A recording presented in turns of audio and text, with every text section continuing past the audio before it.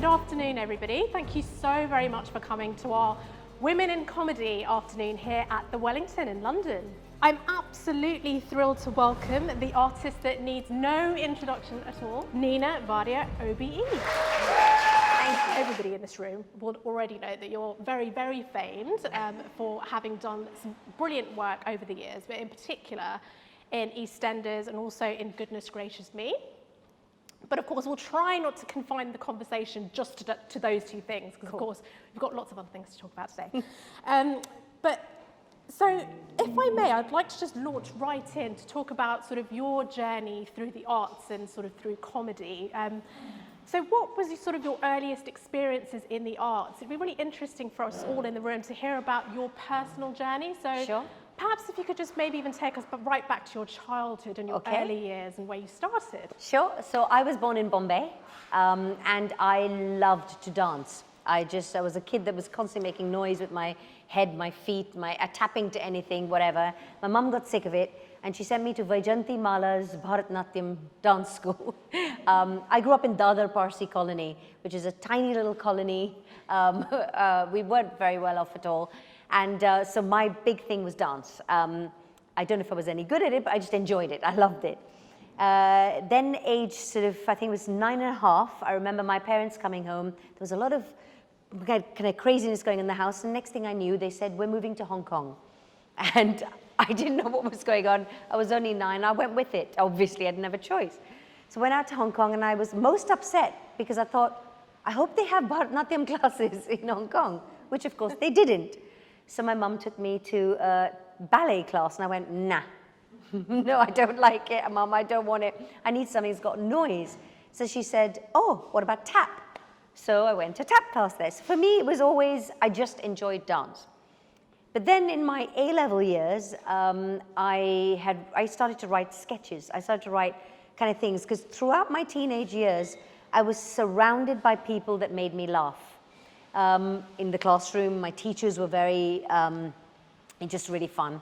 And I started to write things that kind of I found made me different to other people. So I was in an English school in a Chinese country, at that time owned by the British, but still a lot of the people in my class were Chinese.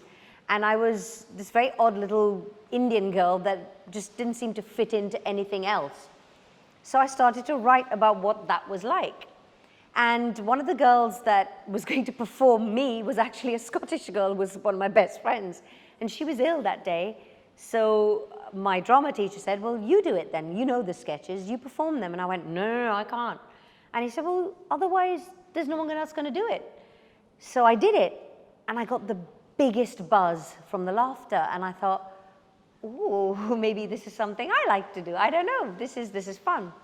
So I got to the end of my second year of A-levels. I was coming out to the UK to go and read law, and instead I turned to my parents literally a couple of months before I finished and said, I don't want to do that anymore, I want to be an actor. And my mum was so angry with me. She's like, what? She said, after all the hard work and the studying, you want to do something stupid? And I remember going, it's not stupid, it's fun. And she was like, not having it. And it took my brother, of all people, my brother, my sister, my dad, all talking to her and convincing her. And so my mum, being my mum, made me sign a 5-year contract that she drew up for me, saying if in 5 years I was not a jobbing actor, I would give it up and go and basically do a law degree. Wow. So I signed it in, it was a complete lie, but I signed it and okay, fine. And then I came out, I auditioned for a bunch of drama schools. I got the summer scholarship at RADA, which was amazing because we couldn't have afforded it otherwise. But I didn't get the year scholarship after, so I ended up going to a school called the London Theatre School in Wandsworth, which wasn't accredited, but it was affordable. But we had great teachers. We had teachers from Guildhall, we had teachers from the Poor School, from Lambda. So I got lucky, we had really good teachers. I did a 1.5 years there, and I lie, I did 2 terms, but the 3rd term, I went to the college and it was boarded up. And it was boarded up because the man who set up the London Theatre School ran off with all our money for the 3rd term. So I remember just standing there going, the universe is saying just do anything else apart from this profession. But I was still determined. I was still like, this has got to happen. So everyone had said to me at that time, go to the back of the stage newspaper. At the back of the stage newspaper, there's all these ads for different jobs. So I just circled every single one and went for every audition I could go for. The worst one, with my naivety, I went for Raymond's Review Bar in Soho. Turned up there and realized when they said dancers, they didn't just mean dancers. So I was like, maybe my mum was right about this one. So I didn't stay for that audition. And then I got very lucky because I met a lovely man called Jeff Tier, who was the associate director at Theatre Royal Stratford East. And he said to me, look, we're doing a panto. He said, you're a bit of a funny thing. He says, why don't you come in? You can play one of, it was either Little John or Friar Tuck or one of those characters. And I was like, I'll do anything, it's fine. And that was my first ever show, was Robin Hood. And I got seen in that panto by Christine Landon Smith, who was running Tamasha Theatre Company. And she was so excited because she wanted sort of Indian female actresses who could be funny. And so she came up to me and said, oh, we're doing a show straight after this one. It's called The House of the Sun, and I'm looking for a girl to play Rani Murjani, a very spoiled Sindhi girl who's sort of coming of age, you know, kind of story. So she said, I'd just love to have you do it. So I was like, oh, okay, cool. I read the script, it was a lead part. I was like, oh, this is exciting. And that was my first proper kind of drama. And touch wood, from then on, for the next 7 years, I went from one job, I got seen by someone, put into the next one, and the next one. And at that point, when I hit my 5-year mark, I called, my mum came to see me, and the minute she saw me perform, I was doing Thomas Middleton's Women Beware Women at the Arts Theatre, and she turned from being someone who didn't want me to do this to going, yeah, you need to do this. This is, she, I think, accepted that's what made me happy. And it was after that play, which is quite a brutal play, by the way, not one you want your mother to see, but yeah. So that was when it was, once she accepted me doing it, yeah, I felt like I could fly. Incredible. Yeah. That's such an interesting story because you've really given us a picture of what your sort of early life was like, right through sort of dance and then into the world of theatre, yeah, and then sort of negotiating with one of your biggest critics and, of course, fans, yeah, your mum. Because, of course, that's also quite important because in everything that we all do, having a support network is critical. Yeah. And particularly, I would say, in the line of work of the arts where it is so very competitive, yeah, I suspect that quite oftentimes you are faced with critics more often than not, that are telling you actually you're not really good enough, or try again next year, or come back to us after you've had X experience. Did you also find that was quite a difficult component of your journey in that, as well as having sort of the critics that you sort of knew and loved, for example, mum maybe, that might have been a bit unsure at the beginning, to others that you met through your professional career that you thought, actually, I'm really glad that I had that bit of feedback because it's made me a better actor? I'm still doing that. That's one thing, you know, when younger actors come up to me now for advice, I always say, take every job that comes your way. It doesn't matter if it's one line, it doesn't matter if it's a cough, it doesn't matter if you're standing behind Liam Neeson, it doesn't matter. Do every job that comes your way because there's something about just being seen. And you can, you know, even early in my career, when I had smaller roles, you know, even Romeo and Juliet, before I actually ended up playing Juliet, because I was understudying her, I was playing the nurse, the nanny. Okay. And it's not a very big part, but she's brilliant. You know, and that's how Miriam Margolyes got discovered. Miriam Margolyes played the nanny in Romeo and Juliet, and she was just amazing. And so it's about the quality of what you do, not so much the quantity. Yeah. So I had that, and I learned. Every job I do, I still do it. Every job I do now, I learn from the person who's more experienced than me. And sometimes I learn from younger actors because I go, oh, that was clever. I didn't think, that's a nice thing to do. So it's about always, you know, bettering yourself, always going, I don't know it all. I'm still learning myself. The hardest thing about the career is having to be resilient. That's the hardest thing, because you get to a point, and it seems to be like the 7-year itch, I call it, you know, every 7 years I go, I don't want to do this anymore, it's too hard. Every 7 years I go, no, I can't, I don't want to do it. And now my husband, who I've been with for 23 years, I think, you know, he just knows it's coming up and he goes, oh God, here we go again. You know, she'll do the whole, I'm never doing this again, I'm going to give up. And then 5 minutes later, I've had a good cry, you know, and then gone, oh, look, my agent rang. So, but it's a tough profession. And, oh, I'll tell you what I discovered recently. I must say this. I've only been on Instagram for about a year. I hate social media, but I have to do it because of my agent making me do it. And someone got in touch with me, a lovely girl called Neelam Kothari. And it turns out, so she's in Bollywood out there. We went to school together in Hong Kong. No way. And she wrote to me on Instagram and went, oi, it's me. And I'm going, who? Oh, she looks the same. So I was like, oh my God. And I said, what do you do? She goes, I'm an actress. I went, so am I. It was just so nice to kind of bond with someone again and go, oh wow. But we've had such different journeys to where we are right now. Wow. Sorry, segue there. That's a great story. I think I'd love to see you and Neelam Kothari in a frame one day. Oh, You just never she's know. so sweet. I know that I recently watched her in, was it The Fabulous Wives of Bollywood? Yes. No, Fabulous Lives of Bollywood Wives or something like that. So yeah, that was pretty good. That was a mistake I made watching. I rang and went, why are you doing this show? And she's like, you're so blunt. Oh. That is a very negative quote, I have to tell you. Unfortunately, I have this quality that's served me well sometimes, but not so well other times. I'm a bit too blunt and honest, so yeah. Oh, we love you for it though, Nina. Brilliant. So I'm really intrigued, and I'm sure the room is too, about, you know, the most memorable moment in your career so far. There could be, I know you've probably got lots of these moments, but if you could pick just one, is there anything in particular that really stands out? There are too many.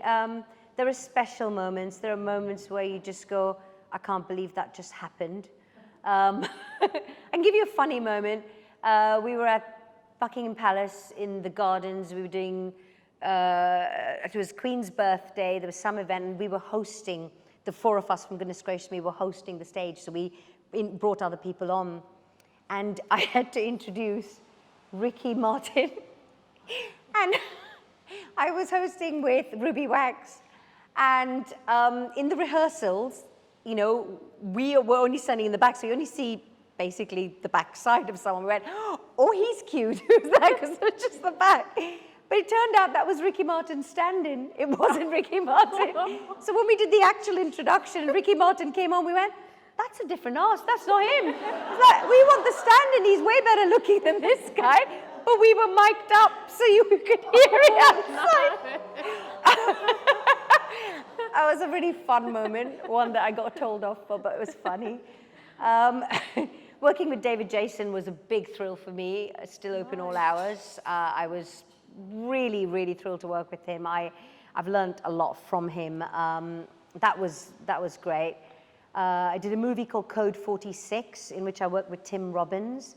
My favorite movie is Shawshank Redemption, so when he walked on set, I couldn't speak. Wow. I was completely immobilized. I thought, it's Tim Robbins, I can't breathe. And he was lovely, and I played a Mexican hospital receptionist. Whoa. And I wanted to run lines. I'm a stickler for running lines. And I thought, how do I ask Tim Robbins, can I run lines with you? And he walked up to me and went, do you want to run lines? I went, yes. And I messed it up a couple of times, and he was lovely, and he came and said, deep breath. And I went, I can't breathe, it's you. So that was very special. Michael Winterbottom, director, who filmed, he was the director on that film. I'm a massive fan of his work. So again, it's people that I admire that I find it difficult, that I don't believe I'm working with them sometimes. Mark Rylance, did the Scottish play with him. Yeah. Learned so much from him. For me, he's possibly, I think, one of the greatest actors in the world. And then he ended up working with another actor who I think is amazing, is Tom Hanks. And I just thought, this is crazy. So there have been incredible moments in my career. Oh, that's fantastic. Which are special. Yeah. That's great. And I suppose you probably draw inspiration from your co-actors as well. Yes. Is there anyone in particular that you would consider to be a mentor or a role model? Because I suppose for sort of lots of us in this room, we would consider you to be a role model of ours. Certainly when I was growing up watching, sketches of Goodness Gracious Me, I could see shades of my family in some of these people, which is a little bit scary, and I'm sure it's the same for lots of us here. And, we do look to you as a role model because you were a pioneer of your time together with your team. The first people that looked like us and sounded like us on the screen that we could all relate to. So in the same way, through your career, have you sort of taken on, the advice or at least looked to certain people as your mentors to sort of help carry you through? Well, it's interesting because my teenage years were my formative years for what I thought I wanted to do with my life. And I was very much into comedy at that point. The comedy came from me. My father was an incredibly funny man, and he was the life and soul. If there was ever a party, my dad was in the center of it. He just made people laugh. So I think I got that from him anyway. And then I would say I would hide and watch stand up because we weren't allowed to, because like Eddie Murphy's Raw, the swearing in it, my parents were like, there's no way. So at age 14, I would hide under the covers and have that little portable TV in black and white and try and watch and listen to him, and I'd laugh and laugh and laugh. Him, Robin Williams, Joan Rivers, the quite risque comics were the comics that I liked. Yeah. So, other kids used to do drugs. I would be like comedy, very sadly in my bed. But yeah, those were my role models because they weren't really kind of Indian role models that way. No. And when I did Namaste London, I remember there's this really odd moment where the director was sitting with some young guy who was, I think, Akshay Kumar's friend. And he turned to me at one point, he said, listen, in that moment, that the thing you do with Rishi when you have the argument, at the end of the argument, he says, I want that moment, I want you to play up the comedy of it. And I said, won't be very naturalistic. He goes, it's Bollywood, yeah, it's not naturalistic, just make it funny. He said, otherwise, how will I know where to put the doink? And I remember going, the what? He went, the doink, I said, what are you talking about? He goes, well, he says in Bollywood, when you do something funny, you go, so it's a funny moment. I said, I don't need the I said, I'm hoping the performance will make people laugh. And he went, no. I was like, this is such a weird experience for me. Bollywood was so different for me to anything I've ever done. That was such an experience. Oh. Brilliant. That's hilarious. I think I've not heard that expression before about the doink, I don't think it will ever leave me. It's hilarious. So then, just moving on a little bit and in thinking through comedy and South Asian comedy in particular, how do you think it's developed and changed over the years? And in particular, since maybe your very sort of early days in sort of South Asian comedy? There was no South Asian. I remember Mind Your Language because of the characters in it. There was a great Pakistani actor. There was Jamila Masri. In it, and so that's my only real point of reference. So there really wasn't anything we could compare it to. With Goodness Gracious Me, so how I joined that group was Kulvinder and myself had worked in radio up in Manchester, so I knew him from that. Sanjeev Bhaskar used to live around the corner from me in Hounslow, so that's how I knew him. And Mira I'd never met before. And Dave Lamb, who was our token white guy, that was the joke, because we were always the token brown person. So Dave and I had worked together also in radio. I was at the Theatre Royal Stratford East. I'd co-written a show with a bunch of friends called Do You Eat With Your Fingers? And the reason it was called Do You Eat With Your Fingers is in an Indian restaurant that I'd gone to with white people, the waiter gave everybody cutlery except me. So I said to him, hey, mujhe kyun nahi diya? I was like, where's my cutlery? And he went, you eat with your fingers, and walked off. A, because I was a woman, and B, because I guess, he was like, yeah, she's Indian, why is she going to use knife and fork? So I had this idea that I wanted to create this show about what we ended up doing in Goodness Gracious Me anyway. So I was doing that show. Sanjeev Bhaskar was, so we'd travel up from Hounslow to Stratford East.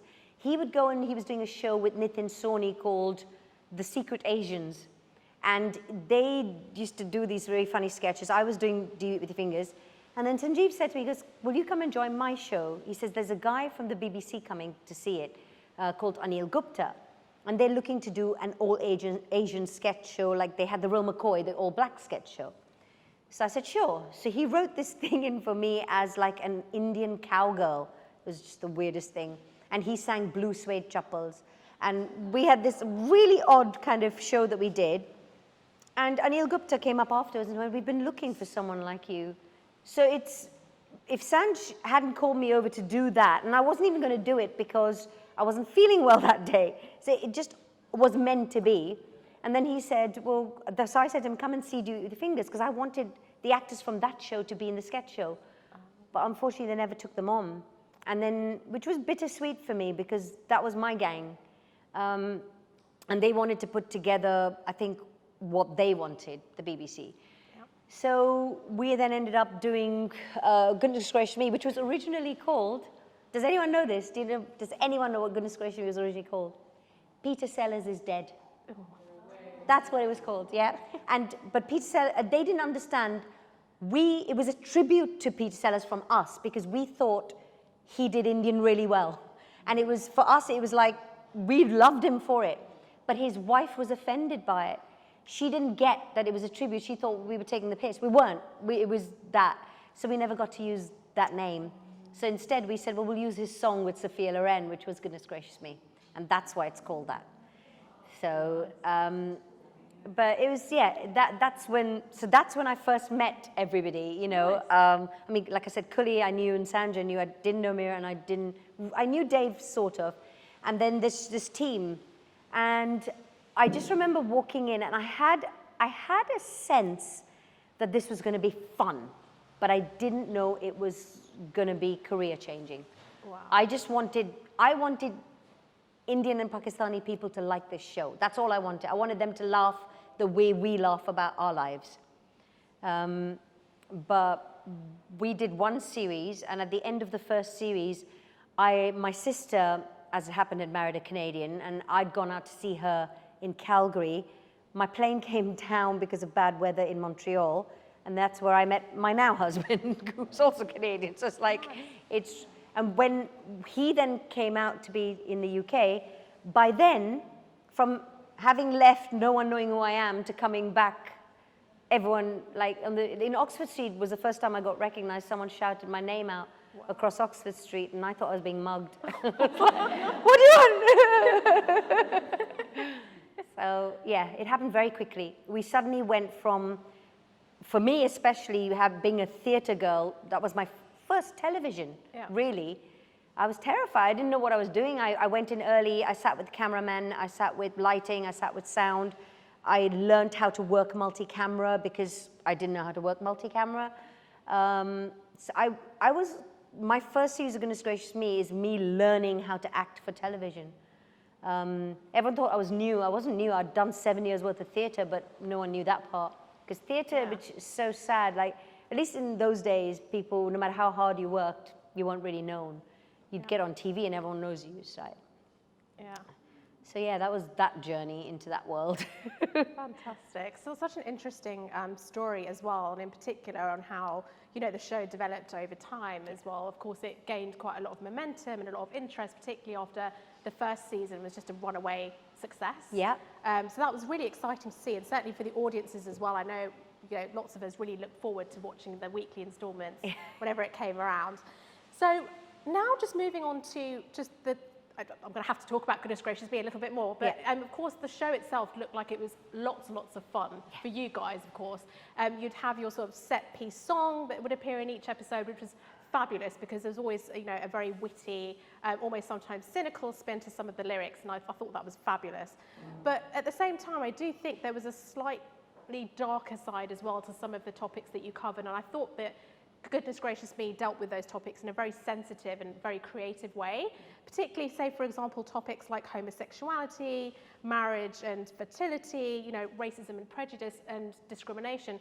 All of those serious topics were dealt with very sensitively. I think one of the scenes that sticks out in my mind, certainly, is when I think you've got, I believe it was, I can't remember which way around it was, but you've got Sanjeev Bhaskar and Kulvinder Gill, and one of them's introducing his male partner to his father for the first time. Yeah, Kuli introduced Dave as his gay partner, yeah. Exactly. So it seems like that, where, say, for example, it's the very first time I think that I saw on mainstream media a representation of homosexuality, but not just that, but within the South Asian community, and done in a very humorous way that, you know, you could be sat around, you know, a table with your family and laugh through it together, and see the comedic value in that. So from your perspective, how do you think comedy can sort of continue to deal with these kinds of serious subjects, or maybe even topics that sadly, even since Goodness Gracious Me was first aired, that still continue to be difficult topics to discuss or taboo subjects? Do you think comedy has sort of a sense of responsibility in that way to address these kinds of issues? Completely. Comedy is a universal language. I always say that. Comedy is something where you can get a message across without ramming it down people's throats. Comedy is something that everybody understands and needs in their lives. If you look at any stand-up over the years, Jerry Seinfeld dealt with a lot of anti-Semitism in a lot of his comedy, original comedy. Robin Williams dealt with lots of drug abuse. You have Eddie Murphy, who dealt very openly with racism. So Joan Rivers, again, the Jewish side of things. The stand-ups have a message in what they say. One of my favorite original stand-ups is Dave Chappelle. He was the first black man for me where I just thought, oh, I can't believe he's saying this, but he was so blatant about the racism that he experienced. And so when Goodness Gracious Me happened, if you watch the show again, I was saying it was on UK Gold recently, and friends of mine watched it and went, God, you guys were really political. And we're like, yeah. But people don't realize it, because at the time it came out, I think what came out of that original showing was that we were showing that Indians can be funny too, or we're the same as everyone else, we just happen to have brown skin. That's what we were doing originally, that's what people got from it. But when you really watch it back and you pay attention to what we're saying, we're literally going, don't treat us differently. We're not different to you. You know, brown doesn't mean different. Brown can actually mean the same, and in fact, sometimes better. That's what we were really doing. Yeah. And it was so interesting that people didn't pick up on that till now. Now, what's sad about that is that it's still relevant today. Yeah. That's what's sad about it. But I think comedy is a great way to say what you want to say without offending, with getting a message through that makes people see it, like the Going for an English sketch. You know, I mean, there was talk recently, there's going, oh, is the Going for an English sketch racist in itself? And you go, why do you think it exists? It exists because we were showing the racism shown to us. Yeah. We had to show it back to you to mirror yourself, to say, you know, this is why. James is not a hard name, but we will say James, because if I say Krishna to you, you'll go Christina. That's what we were doing with it. Yeah. You know, we had to be that way. And it was dangerous. What we did was dangerous. It could have easily backfired. But the fact that John Plowman, head of BBC Comedy at the time, took a chance on us, you know, was brilliant, was absolutely brilliant. And it was game-changing. It was game-changing. There were moments that happened after it. We were touring up in, we were all over, actually. And there was this thing near where Kuli comes from, which is Bradford. And I remember going to his local corner shop where he grew up, and the white lady who runs the corner shop, I couldn't figure out whether what she was saying was a compliment or an insult. But she grabbed hold of Kuli and myself and she went, I have something I can talk about now with my Indian friends in the road. And Kuli was like, oh, that's great. And he was all happy about it. I'm going, Kuli, that's insulting. She could have talked to another woman about anything. Why did she have to wait till Goodness Gracious Me came out for her to have something in common with another woman just because she's brown? So, but you still have to take positivity away from that. Yeah. The point is she thinks she's making an effort. So there were good things that came out from it, but then I had I'll tell you a really odd one. Ealing Broadway, we were filming a Cooper's sketch. Now the Coopers are the characters that are Indian that don't want to be Indian, they pretend they're white. So that's why they're the Kapoors, but they pretend they're the Coopers. And when Kuli and myself loved playing Mr. and Mrs. Cooper. And there was this guy when we were filming, because they cordon you off your area. There was this guy looked like a real life Mr. Cooper from Ealing, right? And he's like this, psst, psst. And he kept doing this thing.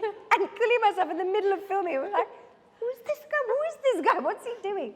So in the little break, Kuli goes, come on, let's go. And I went, Kurt, he's going to be a nutcase. Please don't make me go. He said, come now, come. So we go up to this man. And he's literally practically got Kulvinder's wig on, right? Yeah. And he talks a bit like this, So we go up to him and he goes, you are disgusting. He goes, don't air our dirty laundry in public, And I went, what? He goes, not all white people need to know that some of us want to be white. So don't do that. And I was like, he's a real life Mr. Cooper. A real life, that was him. But what a twisted way to look at it. I was like, oh my word. Okay, so yeah, that was an experience. I think that's fantastic. You talk about breaking down barriers and the interesting story about, how the white lady suddenly had something to talk about with her, with her Indian corner shop lady friend. And also about how, I think, people suddenly did feel a bit exposed maybe when they suddenly saw their lives projected on the screens back at them. Yeah. So there's also quite a nice sort of irony in that. And also it's like quite humouring. Moving on to sort of an issue that's been like very close to all of us, I think, over the last few months and certainly over the pandemic. I know that Tongues on Fire and the UK Asian Film Festival with Pushpinder, certainly we've done quite a lot of work on sort of mental health over the last 12 months, and in particular in supporting South Asian artists through what has been a really difficult time. And so Pushpinder set up something called the Talking Therapy, which was a hotline designed for people to call in and receive counselling support in order to just kind of help people through lots of difficult issues.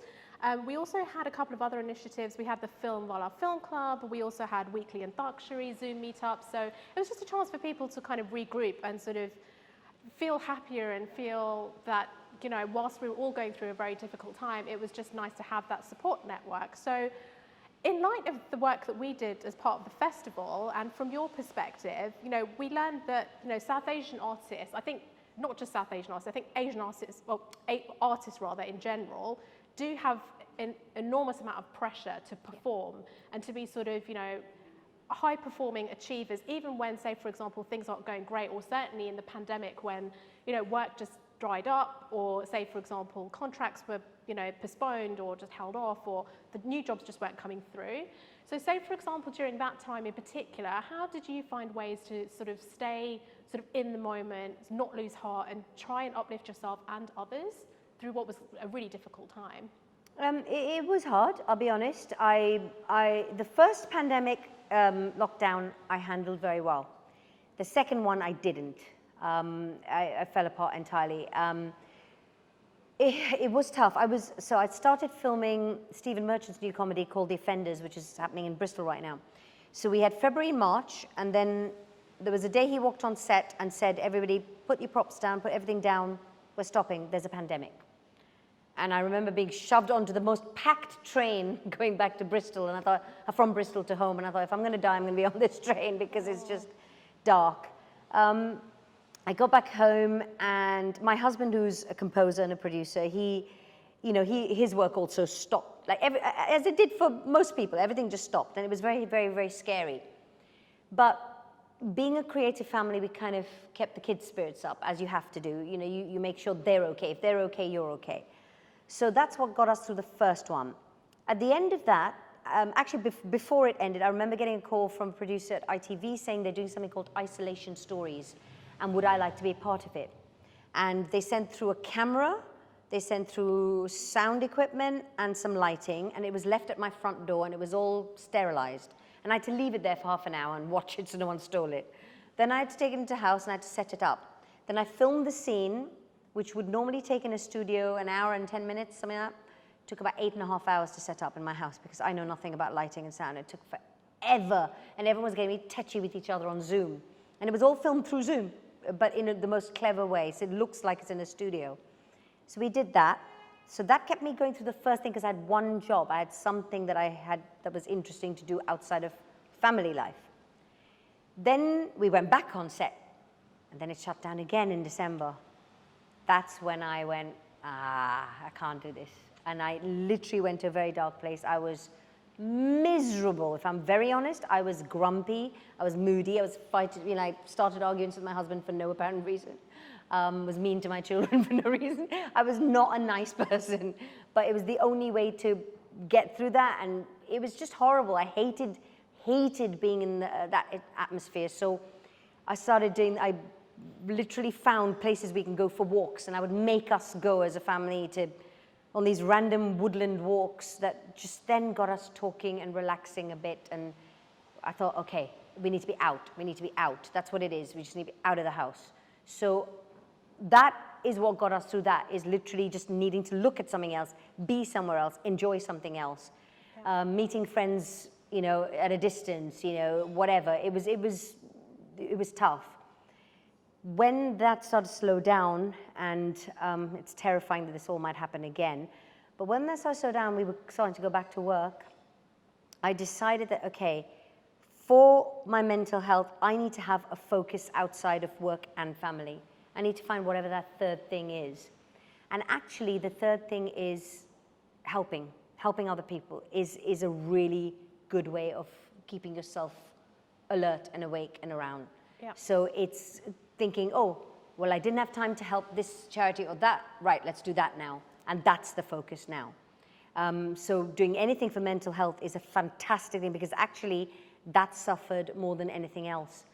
I mean, we've lost friends. We lost friends, as I'm sure a lot of people in this room have lost family or friends.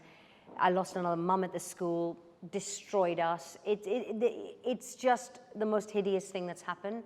And so I think talking is really important. Being honest about what's happened to you is important. Don't always pretend everything's okay and nice and fun. No, sometimes you just you can be a horrible person, because that's the only way you're coping with the situation. And it's fine to say that, because it's real. Thank you, Nina. I think that's so reassuring for us to hear that, you know, we can just be ourselves, and it's okay not to be okay, or just to have a bad day or bad week, and not feel that we have to be sort of putting on a front and be something, you know, even if we're not feeling a particular way. Yeah. So I think that's really encouraging and uplifting. Thank you so much, Nina. And so just touching on sort of helping others, we were quite curious to find out what advice you would have for other women that would like to pursue a career in the arts, or in particular a career in comedy, and sort of after having had the journey that you've had, sort of any tips or anything that you think might be helpful for other aspiring artists. Sure. I mean, I would say, if it's in you, if it's something you want to do, don't let anything hold you back. Right now actually is a brilliant time to be able to do it. I think, you know, that so many doors have been opened for people.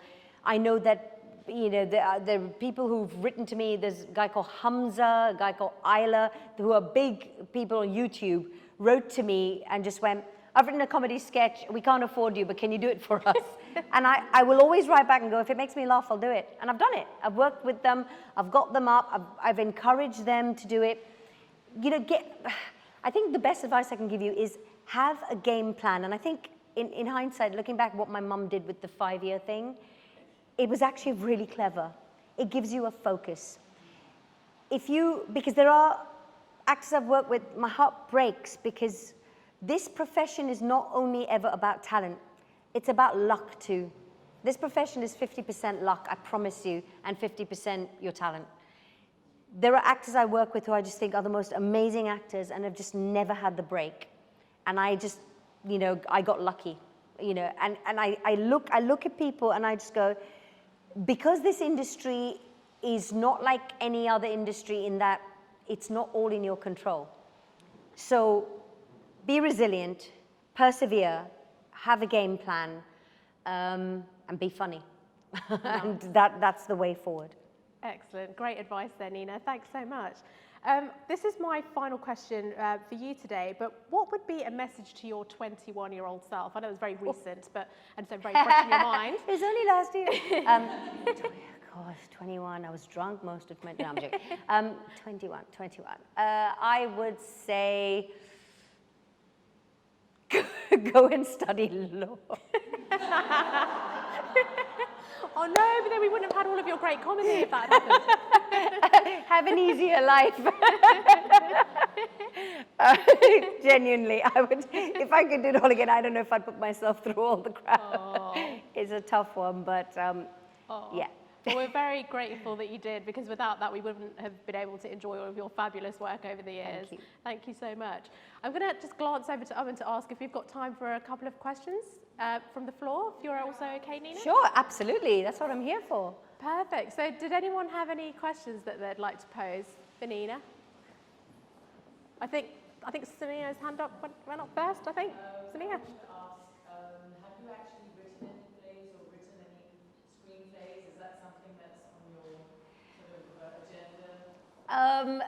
I have actually, but in my sort of earlier days, I would say my 20s, a lot of them were always about, quite dark subjects. So I don't know if they'd be right for this, but I've written my first little book that was written for my son. It's called Bionic T1D.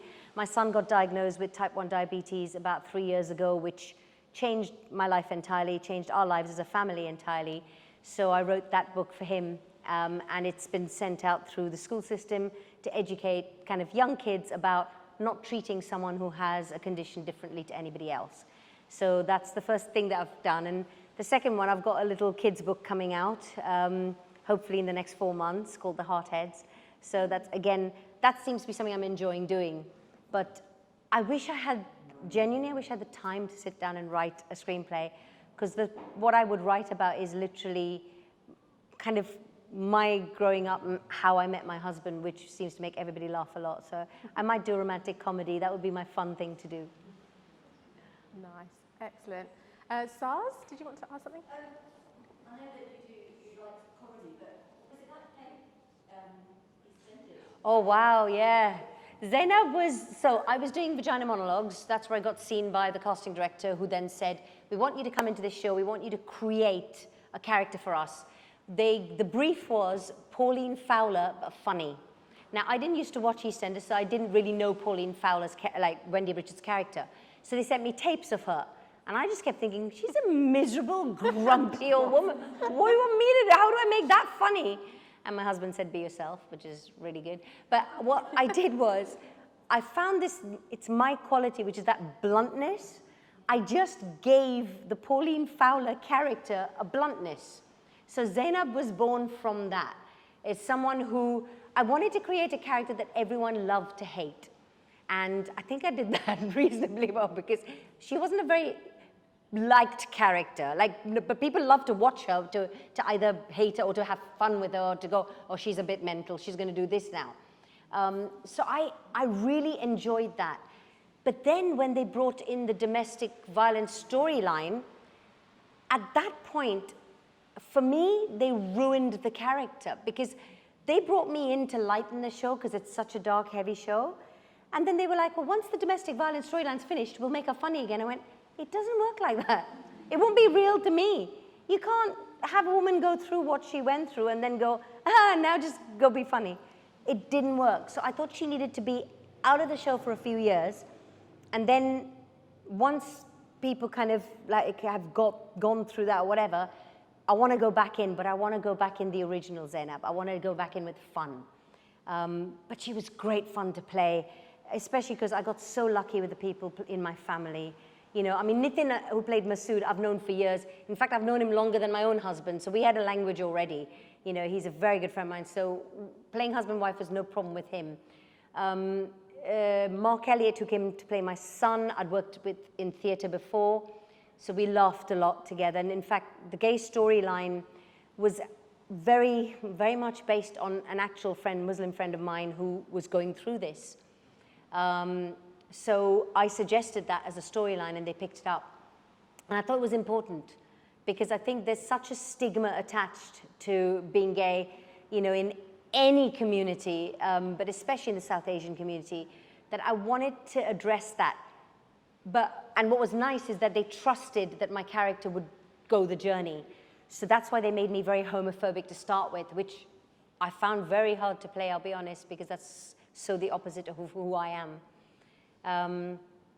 But she was, I loved her. I loved her. I loved my family. We laughed through the 6 years odd. I absolutely loved it. But by the end of those 6 years, I was tired of a few things. I was tired of, A, not being treated the same as the men on the show. I was paid less, probably half of what any man on the show is paid. And I was angry about that because I thought we work just as hard. So why should we as women always be considered second best? I was angry about the fact that, I think I mentioned to you on the table before, I was angry about the fact that when we had our big storyline that Christmas, on the front cover was Shane Ritchie and Jesse Wallace. It wasn't us, even though they weren't even in the episode. And they said to me, brown faces don't sell the cover of magazines. And that's why I wasn't on the cover of that magazine. I was tired of the routine of the same character. I wanted to create something else. I need to create other people and be other people because playing the same person over and over again, I'd kind of had enough of Zainab. My husband actually said, you're turning into her, and I don't like her very much. So I thought, what should I choose? So there were several factors that made me go, I need a break from this show.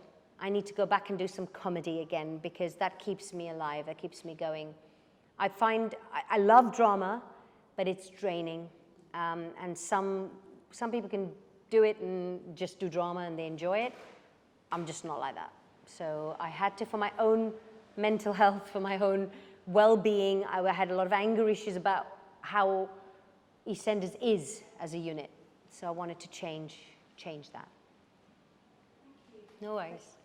It's a really active question. Yeah, go for it. But comedy is really difficult to do and get right with those comedy moments. Yeah. Making people laugh. And what's your process of attacking a script? Yeah. Especially like rehearsing it again and again. Sure. Where the comedy's kind of sucked out of it after many, many times. Yeah. How do you get it so fresh when the director's in action? You actually have hit the nail on the head there in what you've asked. We were very careful, in goodness gracious me, of not over-rehearsing. Over-rehearsing is a way to kill something dead. So the minute, for me, it's always finding the character first, right? If the lines are funny, right, anyway, and you know that if you can deliver it just as yourself and it's going to be funny, then when you find the character, then you don't rehearse, you hold on to that, and when we used to do our Friday Night Lives, that's when we would basically bring it to life. So, and in terms of actual, I like having little details in my comedy. I think, and I learned that very, very early on from watching a lot of comedy as I grew up, is that, like, for example, one of my favorite actors who I think does comedy beautifully is Bryan Cranston, who is an incredibly successful actor, both for drama and comedy. And with him, you know, he uses detail. I'm a very proppy actor. I like having fun with props. So that's the kind of enjoyment I get from it, is finding the detail in something I do. When we did the How Big Is His Dunda, I liked the little thing. Like, it's just little things for me just make me laugh. You know, the aubergine lady, I was saying, the aubergine lady is based on my mum. So my mum was a very good cook. And the one vegetable my father hated was aubergines. She hated that she couldn't find a dish that she could make with aubergines that he would eat. And I go, leave the man alone. And she'd be like, no, I know if I make this with bengan. I'm like, that thing, you know, everything needs bengan. So this character came out of that where one night, I think it was like her 50th birthday or something, we said, come on, Mum, we're going out to a nice restaurant. And, you know, we all liked Italian food. We're going to a restaurant. Pasta, I can make it home for nothing. And that's where that phrase came from originally. But then I added the aubergine thing at the end of everything that this character did because I just thought it was slightly mad. And I used to think that. I said, Mum, you're obsessed. Leave it alone. But, yeah, to answer your question, basically, it is. Don't over-rehearse. It's, you know, find the detail in the comedy is the best advice I can give you. Yeah. For me, it's props, but it might be different for different people. So, but for me, it's that, yeah. Great question. Thank you so much, Nisha. Any other questions from the floor? Yeah. Yes, on the back. Hiya. You said you started off in theatre. Yes. Where is your heart? Is it television? Is it theatre? It is still theatre. I know, I can't help it. No matter what happens TV-wise, movie-wise, whatever, because it's not the same. You don't get that interaction that you get with your audience. That's what I like. I'm a people person, and I like that immediacy of, oh, they liked this moment. Oh, they didn't like that. You know, I love that. So for me, it's going to have to be theatre still. Yeah. Oh, great. Thank you so very much. No problem. Nina, it's been absolutely fantastic to have you with us this afternoon. Thank you for coming along and having a discussion with us. We're truly honoured and privileged. Thank you very much. And it's been lots and lots of fun. It's been also super inspirational to have heard your story. I think there are lots of details in what you shared with us today that I certainly did not know. So I think that's been really lovely to hear those too. And I'm going to say the word pioneer again in the same sort of conversation today, but you really are. You're truly a pioneer of sort of South Asian arts and in particular comedy as well. And for that, we're all very grateful to you for your contributions. And also, we're super excited to see you in any future products and projects. One of the questions on the floor was whether you sort of preferred TV or theatre, and of course, would be really intrigued to see what you've got in the pipeline as well, sort of over the next few months as they pass us by. So thanks again for joining us, and thanks also to Tongues on Fire and the UK Asian Film Festival, and of course the Wellington for hosting us today. Thank you. Thanks for having me.